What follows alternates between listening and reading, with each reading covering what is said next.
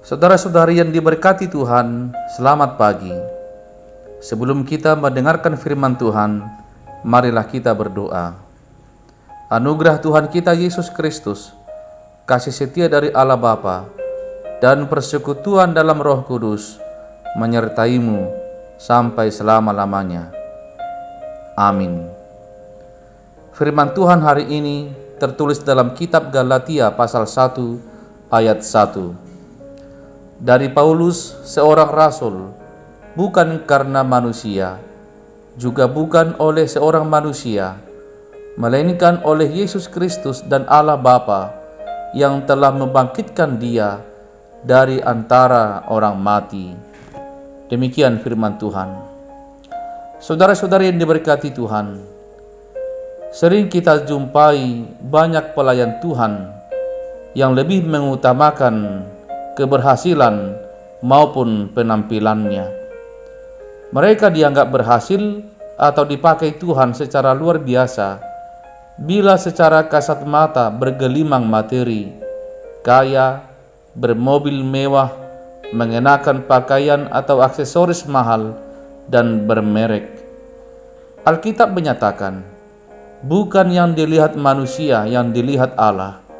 Manusia melihat apa yang di depan mata, tetapi Tuhan melihat hati. Dalam melayani Tuhan, Paulus adalah seorang yang apa adanya.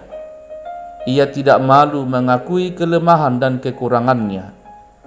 Dengan jujur ia mengakui bahwa dirinya adalah mantan orang berdosa.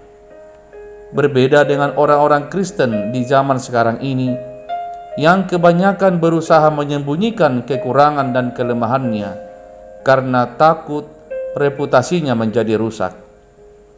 Rasul Paulus menyadari bahwa beroleh kesempatan melayani Tuhan adalah suatu anugerah yang tak ternilai harganya.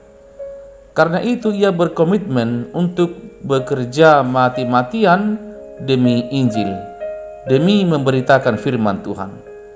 Kemanapun ia pergi, dimanapun ia berada, dan kapanpun waktunya, tak henti-hentinya ia bersaksi dan memberitakan tentang salib Kristus dan juga membagikan kasih yang telah diterimanya dari Tuhan. Meski didera oleh berbagai macam kesulitan, ujian, aniaya, dan penderitaan, tak menyurutkan langkahnya untuk melakukan yang terbaik bagi Tuhan. Dalam mengerjakan panggilan Tuhan ini, Paulus tidak mencari nama besar, tidak mencuri panggung, atau tidak ingin mendapat pujian dari manusia. Ia selalu memperkenalkan Yesus Kristus yang telah menyelamatkan manusia dari kuasa dosa dan maut. Jadi tujuan utamanya adalah membawa orang sebanyak-banyaknya kepada Kristus dan diselamatkan. Paulus menyadari bahwa dia menjadi rasul karena Tuhan yang memilih dia. Itu sebabnya dia merasa bertanggung jawab penuh kepada Tuhan atas panggilannya itu. Seorang pelayan Tuhan sejati akan mengagungkan dan mengutamakan Tuhan. Semua hanya untuk kemuliaan bagi nama Tuhan. Paulus tidak hanya berbicara, namun juga mempraktikkan apa yang dikatakannya.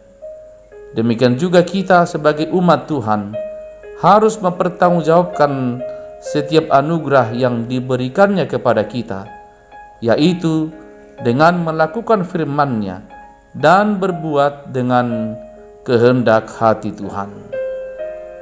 Amin. Marilah kita berdoa. Tuhan Allah Bapa di sorga, terima kasih atas firman-Mu yang mengingatkan kami bahwa hidup kami ini sepenuhnya untuk melayani Tuhan sesuai kapasitas kami masing-masing. Ingatkan kami bahwa segala karunia yang kami terima dan semua anugerah yang kami dapatkan dari Engkau semata-mata akan kami gunakan untuk membesarkan dan memuliakan nama Tuhan. Berkati kami Tuhan hari ini. Berkati seluruh jemaat-Mu agar terus menghidupi firman Tuhan di dalam hidupnya.